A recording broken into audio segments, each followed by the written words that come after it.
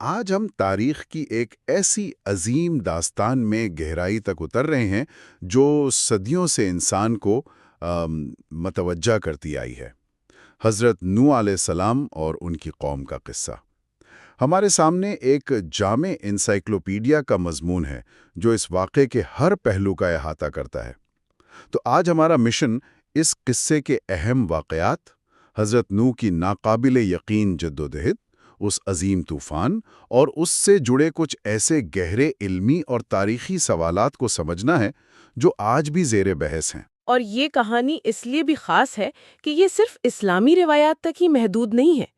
دنیا کی کئی بڑی تہذیبوں میں ایک عظیم سیلاب کا ذکر ملتا ہے، لیکن قرآن اور اسلامی ماخذ میں جو تفصیلات، جو نفسیاتی اور اخلاقی باریکیاں بیان کی گئی ہیں، وہ واقعی اس کہانی کو ایک الگ ہی سطح پر لے جاتی ہیں۔ صحیح۔ یہ صرف ایک طوفان کی کہانی نہیں، یہ عقیدے، استقامت اور انسانیت کے لیے گہرے اسباق کا ایک خزانہ ہے۔ اچھا، تو پھر بالکل شروع سے شروع کرتے ہیں۔ حضرت نوح علیہ السلام تھے کون؟ ماخذ بتاتا ہے کہ وہ حضرت آدم علیہ السلام کے بعد زمین پر بھیجے جانے والے پہلے رسول تھے۔ یہ بات مجھے ہمیشہ بہت دلچسپ لگتی ہے، کیونکہ ہم اکثر نبی اور رسول کے الفاظ ایک ساتھ استعمال کرتے ہیں، لیکن ان میں ایک واضح فرق ہے۔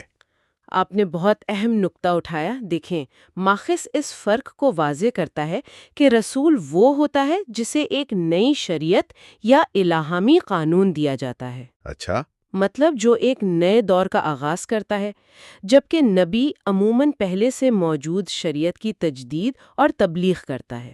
تو اسی لیے حضرت نوح کو اول الرسل یعنی رسولوں میں پہلا کہا جاتا ہے۔ بالکل، یہ ان کے مقام اور ان کے مشن کی اہمیت کو ظاہر کرتا ہے۔ وہ انسانیت کے ایک ایسے موڑ پر آئے جب لوگ توحید کے بنیادی راستے سے بھٹک چکے تھے۔ ماخذ میں ان کے نسب نامے کا بھی ذکر ہے، نوح بن لامک بن متشلخ۔ یہ نام پڑھتے ہوئے ایک قدیم بھولی بسری دنیا کا تصور ذہن میں آتا ہے۔ جی بالکل۔ لیکن دلچسپ بات یہ ہے کہ ماخذ خود اس سلسلے کی 100% صحت پر اصرار نہیں کرتا۔ وہ کہتا ہے کہ حضرت آدم اور حضرت نوح کے درمیان شاید اس سے بھی زیادہ نسلیں گزری ہوں، اور تورات کے مختلف نسخوں میں بھی اس پر اتفاق نہیں۔ اور یہیں سے ہمیں اس دور کی تاریخ نویسی کی نوعیت کا اندازہ ہوتا ہے۔ یہ دور زبانی روایات کا تھا۔ صحیح۔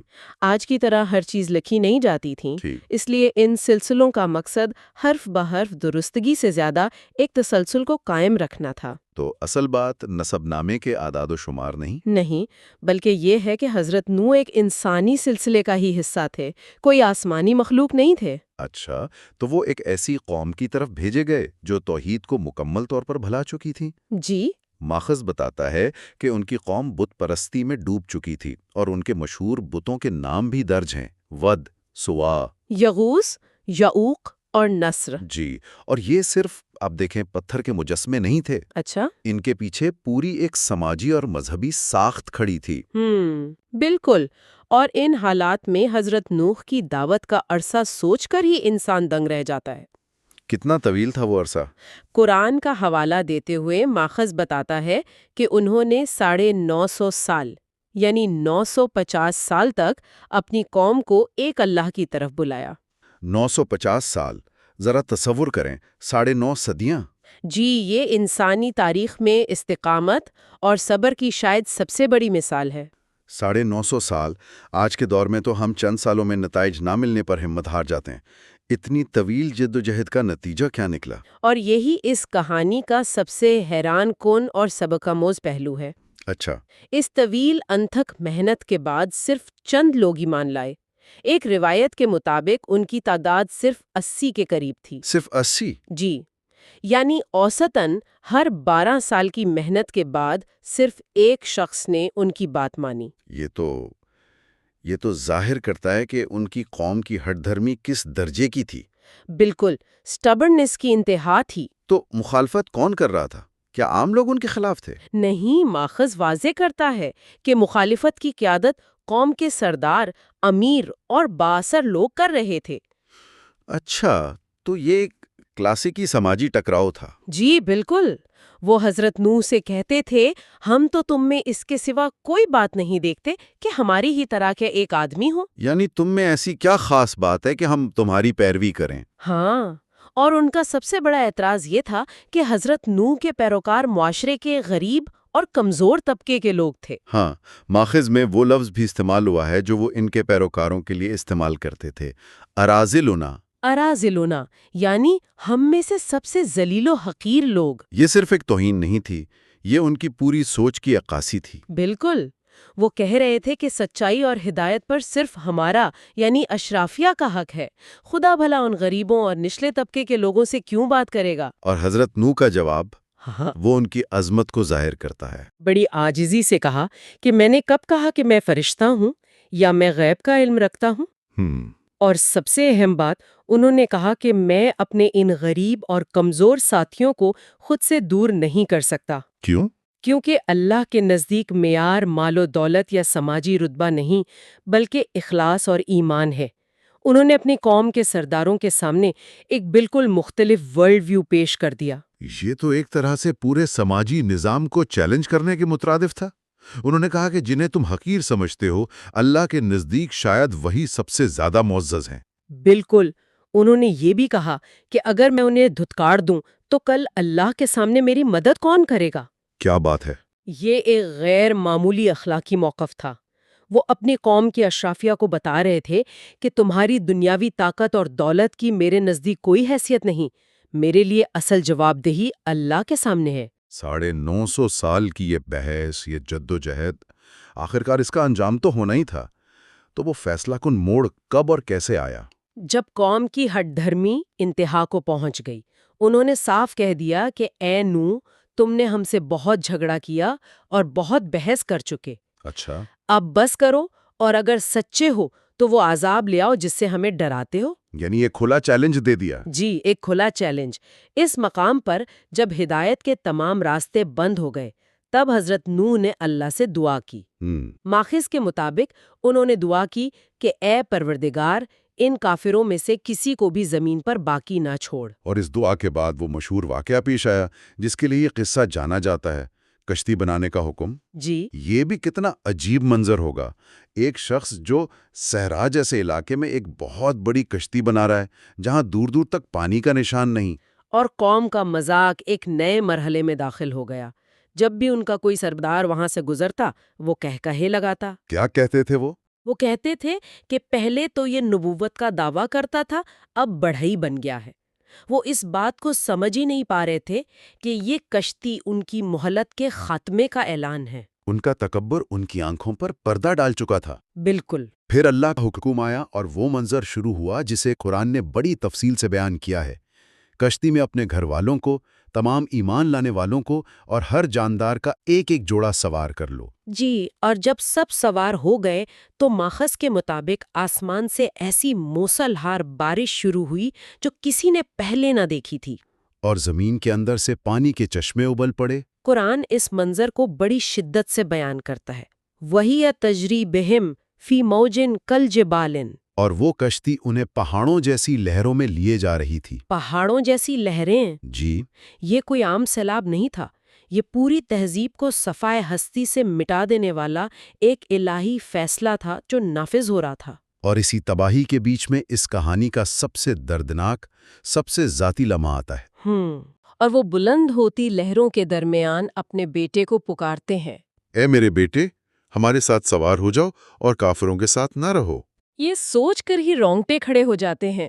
ایک طرف پوری دنیا غرق ہو رہی ہے اور دوسری طرف ایک باپ اپنے بیٹے کو بچانے کی آخری کوشش کر رہا ہے۔ لیکن بیٹے کا جواب؟ بیٹے کا جواب اس کی نافرمانی اور تکبر کی انتہا ہے۔ وہ کہتا ہے، میں ابھی کسی اونچے پہاڑ کی پناہ لے لوں گا، وہ مجھے پانی سے بچا لے گا۔ یعنی وہ اپنے باپ کی روحانی بصیرت اور وحی پر نہیں بلکہ اپنی مادی سوچ اور طاقت یعنی پہاڑ کی اونچائی پر بھروسہ کر رہا تھا۔ بالکل، اور حضرت نوح کا جواب اس المیے کو مکمل کر دیتا ہے۔ آج اللہ کے حکم سے کوئی بچانے والا نہیں۔ اور پھر جیسا کہ ماخذ بیان کرتا ہے، ایک پہاڑ جیسی لہر باپ اور بیٹے کے درمیان حائل ہو گئی اور وہ ڈوبنے والوں میں شامل ہو گیا۔ یہ ایک آیت میں انسانی تاریخ کا سب سے بڑا سبق ہے۔ جی، کہ نجات کا تعلق خونی رشتے سے نہیں، ایمان اور عمل سے ہے۔ ایک پیغمبر بھی جو اللہ سے براہ راست رابطے میں ہے اپنے بیٹے کو نہیں بچا سکتا اگر بیٹا خود ہدایت قبول نہ کرے۔ تو جب یہ طوفان تھم گیا اور بچ جانے والوں نے ایک نئی دنیا میں قدم رکھا تو اس واقعے نے بعد میں آنے والوں کے لیے بہت سے سوالات چھوڑے۔ جی ماخذ ان میں سے کچھ اہم علمی بحثوں کا ذکر کرتا ہے۔ پہلا اور سب سے بڑا سوال، کیا یہ طوفان پوری دنیا میں آیا تھا یا صرف اسی علاقے تک محدود تھا؟ یہ ایک بہت دلچسپ بحث ہے جس پر صدیوں سے بات ہو رہی ہے۔ ماخذ میں دونوں نقطۂ نظر پیش کیے گئے ہیں۔ اچھا، ایک گروہ کہتا ہے کہ یہ ایک عالمی طوفان تھا۔ ان کی دلیل یہ ہے کہ بعض اوقات پہاڑوں کی چوٹیوں سے ایسے آبی جانوروں کے ڈھانچے یعنی فاسلز ملتے ہیں جو صرف سمندر میں پائے جاتے ہیں۔ وہ کہتے ہیں کہ یہ اس بات کا ثبوت ہے کہ پانی کبھی ان بلندیوں تک پہنچا تھا۔ یعنی قدیم مذہبی روایات کی تصدیق کے لیے جدید سائنسی شواہد استعمال کرنے کی کوشش کی جا رہی ہے۔ بالکل، لیکن دوسرا گروہ جس کی طرف ماخذ کا بھی جھکاؤ نظر آتا ہے، یہ کہتا ہے کہ یہ ایک مقامی طوفان تھا۔ اور ان کی کیا دلیل ہے؟ ان کی دلیل زیادہ منطقی لگتی ہے۔ وہ کہتے ہیں کہ اس وقت انسانی آبادی بہت محدود تھی اور زیادہ تر اسی علاقے یعنی آج کے عراق اور اس کے ارد گرد میں مرکوز تھی۔ صحیح۔ عذاب کا مقصد اس نافرمان قوم کو سزا دینا تھا، تو پوری دنیا کو غرق کرنے کی کیا ضرورت تھی جہاں شاید انسان آبادی نہیں تھے؟ بات تو ٹھیک ہے۔ قرآن کی آیت اغرقنا قوم نوح، ہم نے قوم نوح کو غرق کیا، بھی اسی طرف اشارہ کرتی ہے کہ عذاب قوم کے لیے مخصوص تھا۔ ایک اور بہت حساس موضوع جس پر ماخذ نے بات کی ہے وہ حضرت نوح کے اسی بیٹے کے نسب کا ہے۔ جی کچھ مفسرین کے لیے یہ ماننا بہت مشکل تھا کہ ایک نبی کا حقیقی بیٹا کافر ہو سکتا ہے، تو انہوں نے یہ تعویل کرنے کی کوشش کی کہ شاید وہ ان کا حقیقی بیٹا نہیں تھا۔ جی، کہ وہ ان کی بیوی کا کسی اور سے تھا، لیکن ماخذ نے اس تعویل کو سختی سے رد کرتا ہے۔ کس بنیاد پر؟ وہ قرآن کی آیت ان ابنی من اہلی، یقیناً میرا بیٹا میرے اہل میں سے ہے، کو بنیاد بناتا ہے، جو حضرت نوح کے الفاظ ہیں۔ اس سے تو واضح ہے کہ وہ انہی کا صلبی بیٹا تھا۔ بالکل، ماخذ کہتا ہے کہ اس عجیب تعویل کی کوئی ضرورت نہیں۔ اس سے یہ اہم اصول واضح ہوتا ہے کہ ہدایت اور نجات کا تعلق خاندانی نسب سے نہیں بلکہ انسان کے اپنے ذاتی ایمان اور عمل سے ہے۔ اور اس کی مثال کے لیے ماخذ حضرت ابراہیم اور ان کے بت پرست باپ آزر کا حوالہ دیتا ہے۔ بالکل، یہ اللہ کی قدرت ہے کہ وہ ایک بت تراش کے گھر میں اپنا سب سے بڑا دوست یعنی خلیل اللہ پیدا کر دیتا ہے، اور اپنے ایک عظیم پیغمبر کے گھر میں ایک نافرمان بیٹا پیدا کر دیتا ہے۔ جی، یہ ہمیں بار بار یاد دلاتا ہے کہ ہر انسان اپنے اعمال کا خود ذمہ دار ہے۔ کسی عظیم خاندان میں پیدا ہونا نجات کی ضمانت نہیں ہے۔ اسی سے جڑی ایک اور بحث حضرت نوح کی بیوی کے بارے میں ہے۔ قرآن میں ان کا ذکر حضرت لوط کی بیوی کے ساتھ ان لوگوں میں کیا گیا ہے جنہوں نے خیانت کی۔ جی، اپنے شوہروں سے خیانت کی۔ ماخذ یہاں خیانت کے لفظ کی وضاحت کرتا ہے، اور یہ بہت اہم ہے۔ یہ ایک انتہائی اہم اخلاقی نقطہ ہے۔ ماخذ واضح کرتا ہے کہ یہاں خیانت سے مراد دین اور ایمان کے معاملے میں خیانت تھی۔ مطلب وہ کافرہ تھیں؟ جی، وہ کافرہ تھیں اور اپنے نبی شوہر کا ساتھ دینے کی بجائے قوم کے کافروں کے حمایتی تھیں۔ ماخذ اس الزام کی سختی سے تردید کرتا ہے کہ وہ بدکردار ہو سکتی تھیں۔ اور اس کی دلیل؟ دلیل یہ دی گئی ہے کہ اللہ اپنے نبی کے گھر کو ایسی اخلاقی برائی سے ہمیشہ پاک رکھتا ہے تاکہ نبی کی شخصیت اور اس کی دعوت پر کوئی حرف نہ آئے۔ یہ بہت اہم فرق ہے۔ جی، کفر ایک عقیدے کا گناہ ہے، لیکن اخلاقی پستی ایک ایسا عیب ہے جو منصب نبوت کے شایان شان نہیں۔ تو بالآخر جب عذاب مکمل ہو گیا، اللہ کے حکم سے زمین نے اپنا پانی نگل لیا، آسمان تھم گیا اور کشتی جودی نامی پہاڑی پر جا ٹھہری۔ جی، جس کا ذکر قرآن میں واضح طور پر ہے۔ اور ماخذ بتاتا ہے کہ تورات میں اس پہاڑی کا نام ارارات بتایا گیا ہے۔ ہاں، جو آج کے آرمینیا اور ترکی کے سرحدی علاقے میں واقع ہیں۔ جودی بھی اسی سلسلے کی ایک چوٹی کا نام ہے۔ تو اس سے اس واقعے کا جغرافیائی محل وقوع بھی متعین کرنے میں مدد ملتی ہے۔ جی، اور کشتی میں سوار وہ مٹھی بھر لوگ ایک نئی پاکیزہ زمین پر اترے۔ یہ انسانیت کی ایک نئی شروعات تھی۔ اسی وجہ سے حضرت نوح علیہ السلام کو آدم ثانی یا ابو البشر ثانی یعنی انسانوں کا دوسرا باپ بھی کہا جاتا ہے، کیونکہ طوفان کے بعد موجودہ انسانیت کا سلسلہ انہی سے اور ان کے ساتھ بچ جانے والوں سے آگے بڑھا۔ تو اگر ہم اس ساری گفتگو کو سمیٹیں تو حضرت نوح کا قصہ صرف ایک قدیم سیلاب کی داستان سے کہیں بڑھ کر ہے۔ بالکل، یہ صدیوں پر محیط غیر متزلزل ایمان کی کہانی ہے۔ یہ معاشرے کے امیر اور غریب کے درمیان سماجی ٹکراؤ کی ایک لازوال مثال ہے، اور سب سے بڑھ کر یہ انفرادی ذمہ داری کے بے رحم لیکن منصفانہ اصول کی کہانی ہے۔ بالکل، اور آخر میں سامعین کے لیے غور کرنے کا ایک نقطہ چھوڑتے ہیں۔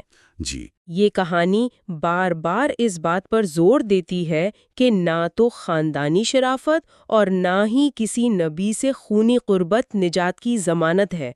اصل امتحان ہمیشہ انسان کے اپنے عقیدے، اس کے اپنے انتخاب اور اس کے اپنے عمل کا ہوتا ہے۔